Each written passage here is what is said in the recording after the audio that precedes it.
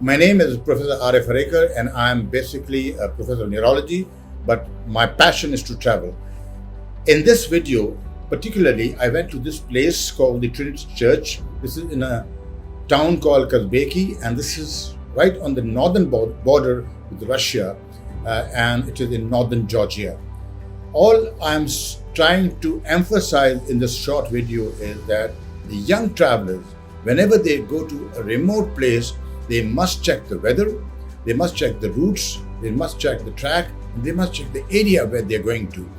For the first time in 100 countries that I've traveled, I was not able to do my homework. It was a rush excursion, and I suffered. That's why this is a lesson take home for the youngsters, that this church that you see in the backdrop and the mountain range, the Caucasian mountain range, I was right there below the church, but I was not able to go up because of the very, very stormy weather. It was freezing cold, the temperature was minus 13, and the wind chill was intense. I hope this is a lesson take home for the youngsters, and they will always do their homework and prepare themselves for these hardcore travels. Hope you enjoyed the video. If you have, and if you have not subscribed to our channel, do that, and please press the like icon as well. Thank you. Now, this educational video, which is specially prepared for youngsters, kindly hear it to the end. It is a learning process for not only youngsters who are traveling, but for those who go into hardcore travel, the difficult ones. This was prepared following from what I've learned from mistakes, whether it was neurology or travel.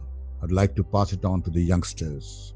Now, traveling and neurology both have been managed by me in the last 4 decades, 40 years.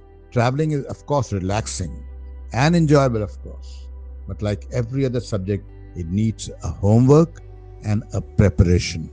Before one embarks or starts on an expedition to explore a destination, like for example, the beautiful city of Kazbeki in northern Georgia, kissing the Russian border, and the Caucasian mountain ranges on this occasion, and the Girgiti Trinity Church in Kivi province, I needed to be prepared for its remoteness and often very unfriendly weather.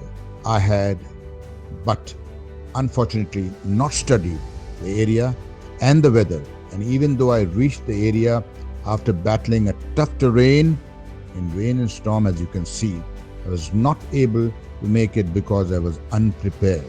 I, however, reached the foot of the elevation, but was not able to climb to the viewpoint for which I was destined, having traveled all the way from the Georgian capital of Tbilisi, because I was short of warm clothes for this extremely bad weather. So it was closed yet so far. Now, this video was posted to educate the young traveler, as I referred earlier, who should be prepared. You should do your homework before you plan a difficult destination.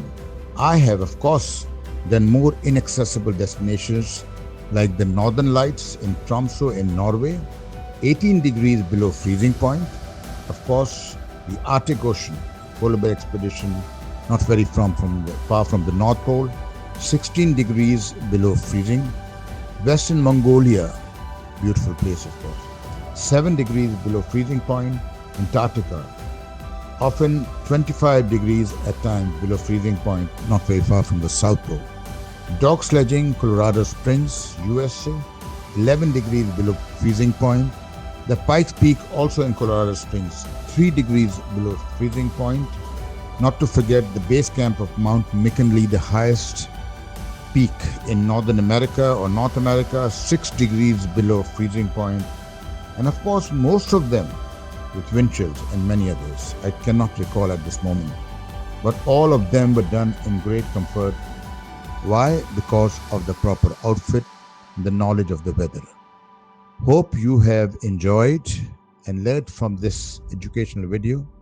And if you have, and if you haven't as yet subscribed to my channel, please do press the like icon, and hope to see you again with more adventurous and educational videos, both for travelers and for neurologists.